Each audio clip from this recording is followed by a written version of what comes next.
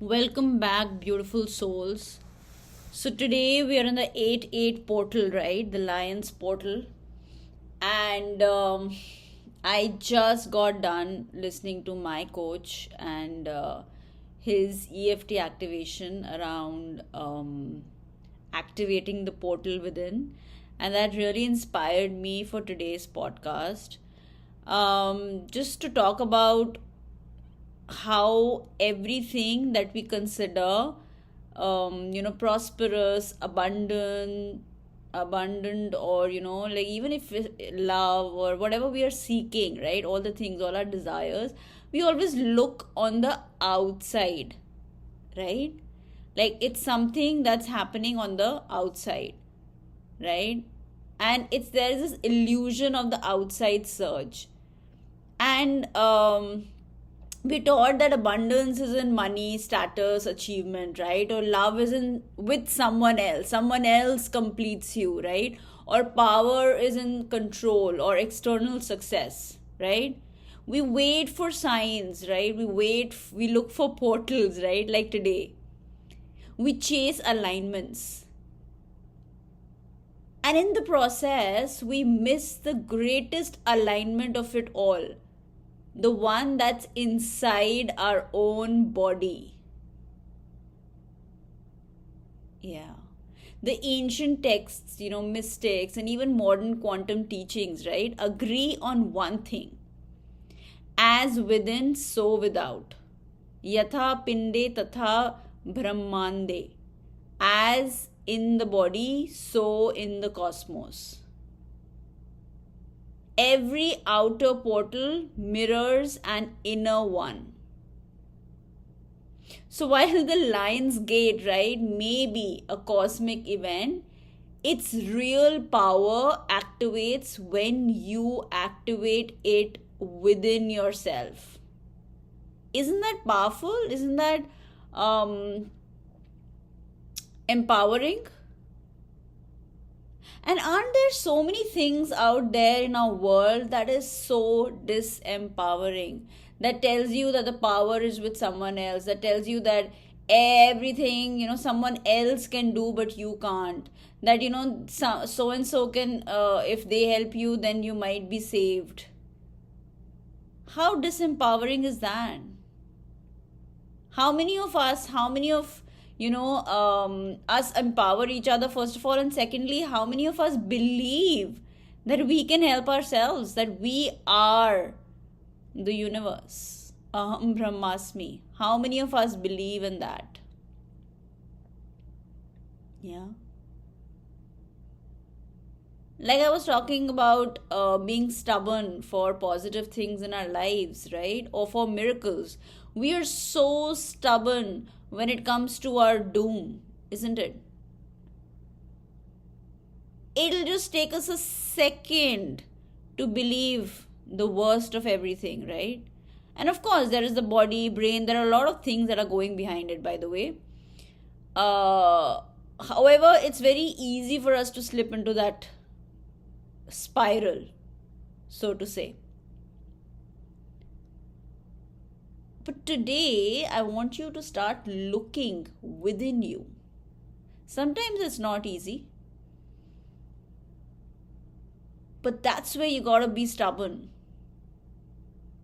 Yeah. So let's talk about the portal, right? Today, the lion's energy. What's that? What's the energy behind it? Courage, heart, your expression, living in your anahata chakra, which is your heart chakra, right? Abundance, that's not just money, it's fullness, right? That lives in your solar plexus and your womb. And love, divine love, right? It's obviously seated in your heart, right? But also your sacral.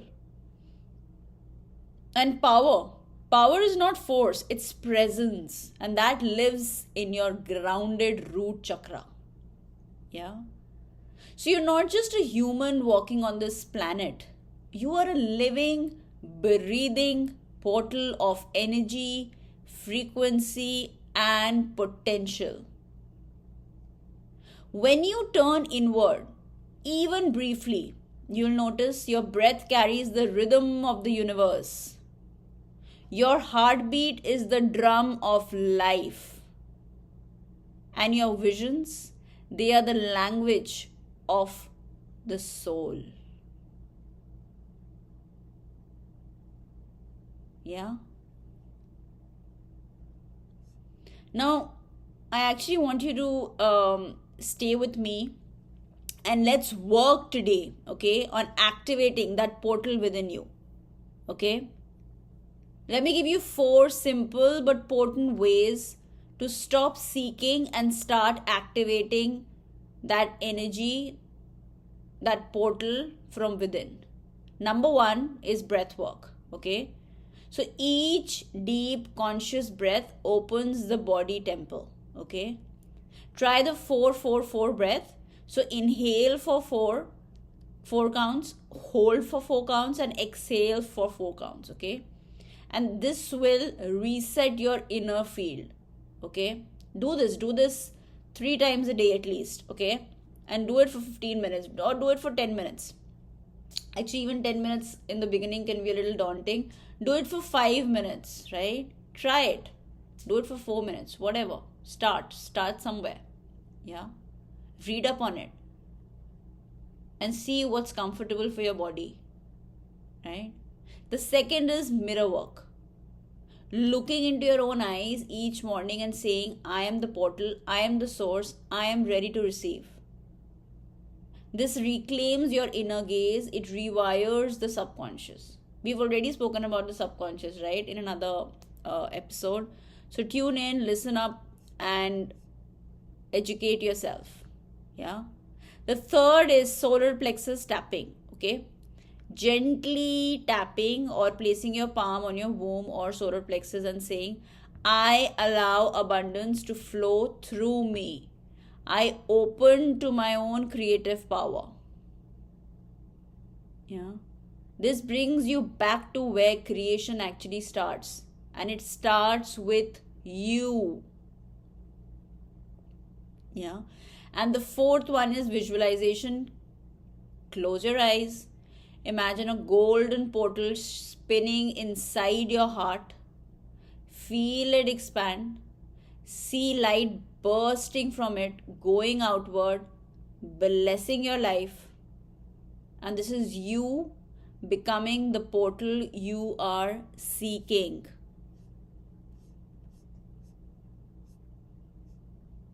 Yeah. So today I actually also want you to connect with that deep inner knowing that all of us have, okay? Of all our desires. Imagine even just love, right? I'll give you an example of how when we say that we are looking for love, right? When we're looking for love, everybody says first you need to love yourself, first you need to fill your own cup. If your cup is not filled up, how will you go out there and be with someone, right? Now what does it truly mean? Now the way we treat ourselves, right? And we all know the truth. How do you treat yourself? If you are absolutely oblivious to it, look at the inner talk, folks. Look at the inner talk. When you're alone with yourself, what are you telling yourself? Many a times we are berating ourselves. Yeah. We are belittling ourselves. We are calling ourselves the worst, things that we imagine people might say, that our inner child probably heard, from a parent or growing up from peers, right? And that kind of narrative, if you don't consciously change it, it keeps going on in a loop. Okay? So the way we look ourselves, the way people when we were growing up told us how we looked, and the way we look at ourselves, they can be completely different. But many a times our inner landscape is a reflection of our a lot of things, okay, including our childhood, a lot of other factors as well. Yeah. So look at all of that. That's how you are looking at yourself. And now if what's inside is outside, then the way, the harshness, the coldness that you have with yourself, yeah, the way you look at your own body, the way you reject your own body, the way you're constantly going into the wrongness of you, the way you're constantly judging yourself for being a failure. Yeah. How many of us encourage ourselves if we fall, if we falter? How many of us look into the mirror and say, you are beautiful? How many of us actually mean it when we say it, right? So this is our own chatter about ourselves. And mind you, this is getting reflected out in the world. Yeah. That's why we say if you can't love yourself, no one else can love you. And so the prereq to having a beautiful, loving, thriving relationship, this is an example, is to actually start loving yourself. Yeah. Now let's talk about money. We're constantly seeking approval. We're constantly looking for an opportunity outside of us, right? Aren't we looking for a job? Aren't we looking for the next client? Aren't we looking for so many things, right, on the outside? And we're constantly seeking it, right? However, if I say that money is in you, I don't know if you really understand that, right? But what it really means, truly means, is that feeling of getting whatever you want on the outside. So for example, let's take an example of a job, right? You're seeking it and now you got it, and very quickly, many a times you would notice that when we don't do this inner work, whatever we are seeking, it does not really give us the fulfillment we are looking for. Yeah. And very quickly you will start complaining and start looking for something else. Okay, I have a job, but I have a very bad boss, right? Okay, I have a job, but I just can't get up on a Monday. Oh my God. That complaining cycle begins even after you've attained what you wanted. And that's where this inner fulfillment comes in. So when you feel that santosha, that fulfillment within, you will start creating circumstances outside of you that reflect that santosha. And how do you bring that santosha? I've given you many tools, right, to work with. Do the tapping, do the meditation, do the mirror work, yeah, do the affirmations, and slowly your inner landscape will begin to change.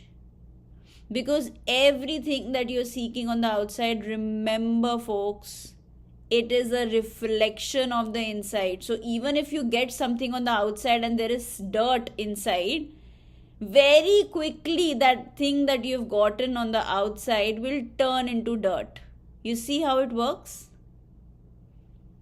So you can even, you are so magnetic that even when you have so much chaos within you, you can keep manifesting a lot of things on the outside. But know that there is a rhythm to all of this. That even if you get something on the outside, it will turn into chaos, because that is what is inside of you. That's where your connection with yourself is of the utmost priority in your life. If you ask me what is it today that I need to focus on, I would say focus on your relationship with yourself. Work on it. You deserve your own love. You deserve your own appreciation. You deserve to tell yourself that you are the best. And until you can say that, keep working on yourself. Because I can give you a guarantee that the moment you look at yourself and you're able to say it to yourself and you stand by your own self, everything on the outside will change for you the way you want. Even better, because we all know we can only think from that 4% of our brain, right? You will actually allow the blessings of the superconscious to flow into your life. Yeah. So even in ancient India, by the way, and Egyptian traditions and so many other traditions, right? These sacred portals were always symbolic of the inner gates. Yeah. The Sahasrara, the crown chakra, right, was seen as the gateway to the divine. The heart chakra was the meeting point of the human and the eternal. In Bhagavad Gita, Krishna says, elevate yourself by yourself. Do not degrade yourself. You are your best friend and you are your worst enemy. Isn't that beautiful? It kind of just summarizes everything I just said. Yeah. So, yeah, all of these gates and portals are powerful, but remember that you are the source. Your devotion, your courage, your willingness to sit with yourself, that's the real power. Yeah. So remember that every desire that's coming from your heart, from your sacral, from your, truest inner self, can also be realized within you. How powerful is that? You don't even have to look for anything in the outside. You are the creator, you are the source. Wow. And it's only that journey that we have to make from being, the source to the creator. And how magical can it be? How magical are all of us? Yeah. So today, don't just seek the blessings, right, from the outside. I want you to become it. Place your hands on your heart, close your eyes, and repeat. Everything I seek is already inside me. I no longer chase, I choose to receive. I no longer wait, I remember who I am. I am the portal, I am the power. I am the one I have been waiting for. And let that breath of yours anchor this truth within you. Let your body feel it. Let your soul rise to meet it.